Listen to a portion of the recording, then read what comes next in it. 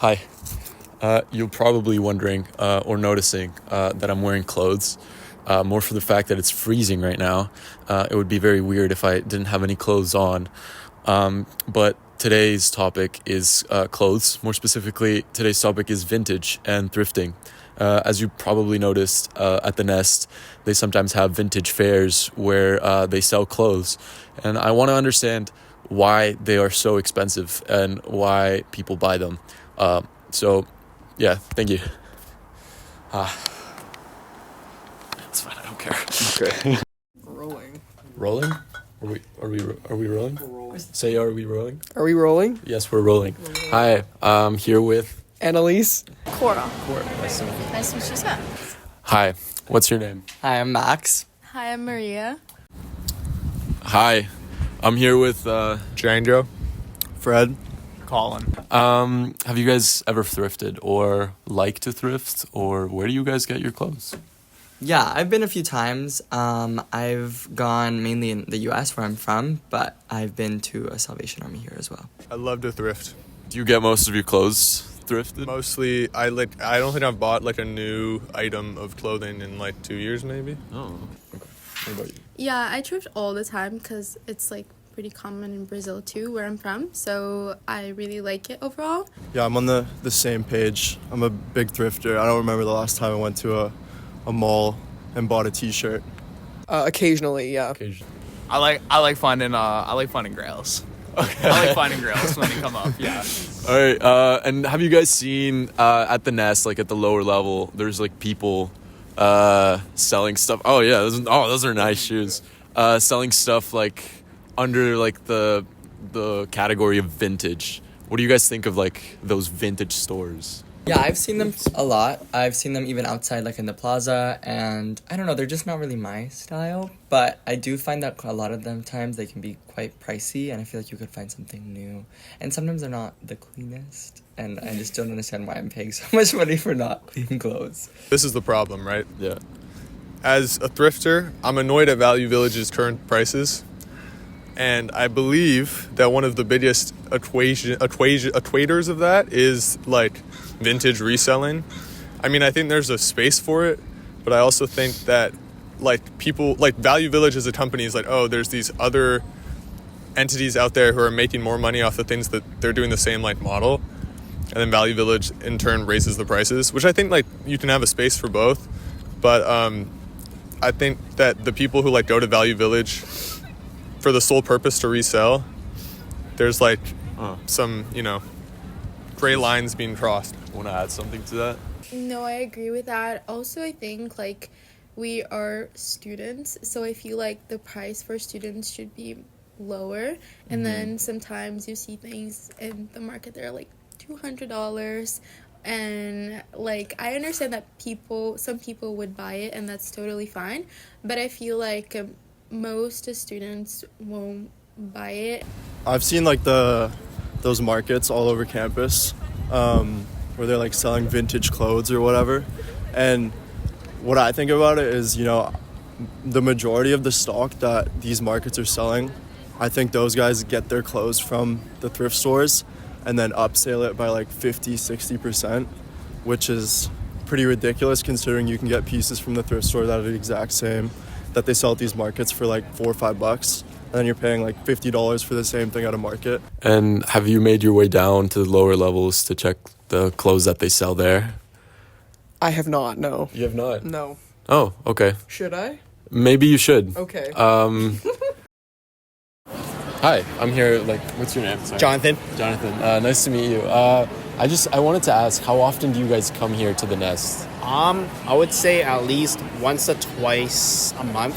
Where do you guys find your clothes or stuff? We buy them from people all across the world, mainly in Canada. Yeah. I would just say we have someone that picks in a warehouse or whatnot, and then So they come from warehouses. yeah, pretty much. They're I guess old clothes that people just don't want, right? Before they get shipped off internationally, right?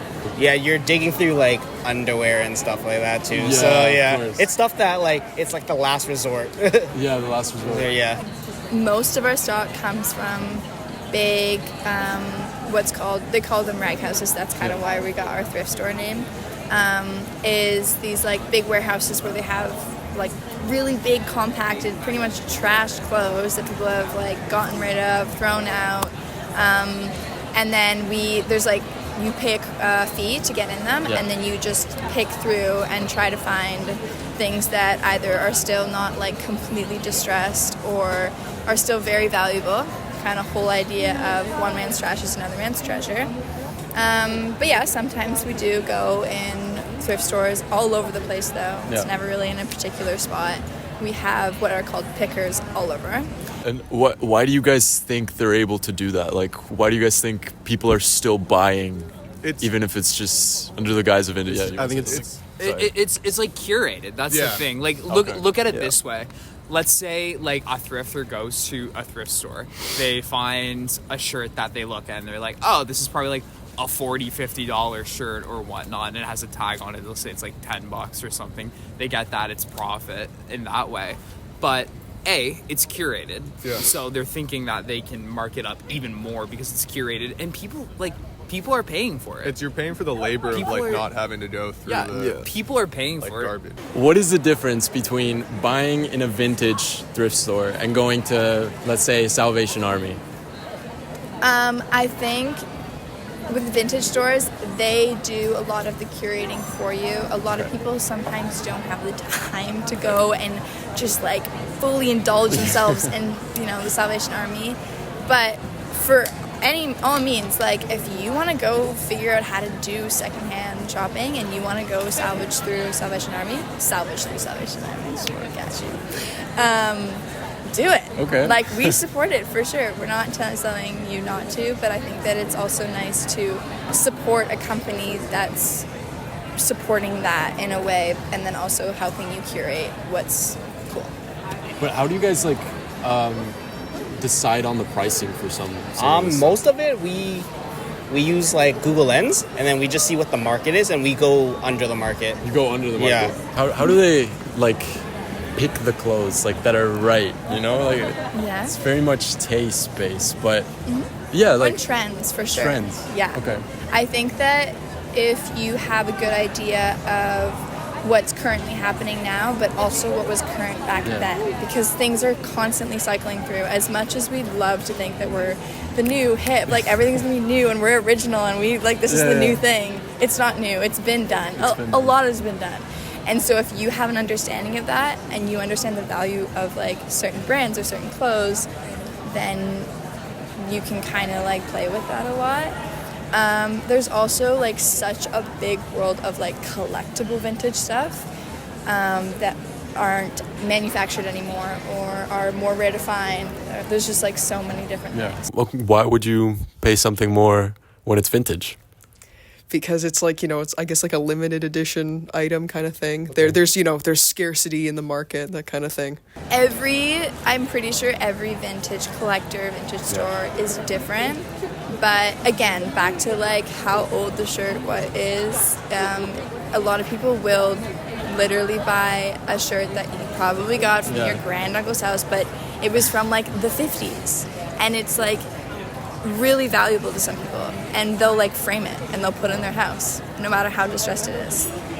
People definitely find value in, again, exclusivity for sure. Way more than quality.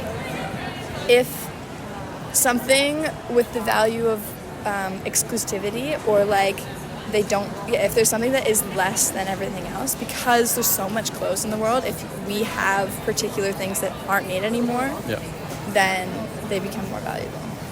One more thing. A lot about vintage is that we're trying to bring back the value of clothes that have already been used, because there's so much being manufactured, there's so much new, there's so much coming out of it. I think if we bring a higher value to something that might be old and distressed or worn, it'll make you feel like you need to take care of it, or repurpose it, or make it into something new. Yeah. Great. Anything else you guys want to add? Yeah, I had something really important to say. Yeah. This is going to end up on the interview. Okay, let's see if I can remember it. All of a sudden, it was there, and then it was gone. That's not going on. Yeah, okay. Fuck, no, I had something like really good to say. It's Okay. Gone, slipped the mind. Thank you very much. Goodbye. Yeah, I remember it right now.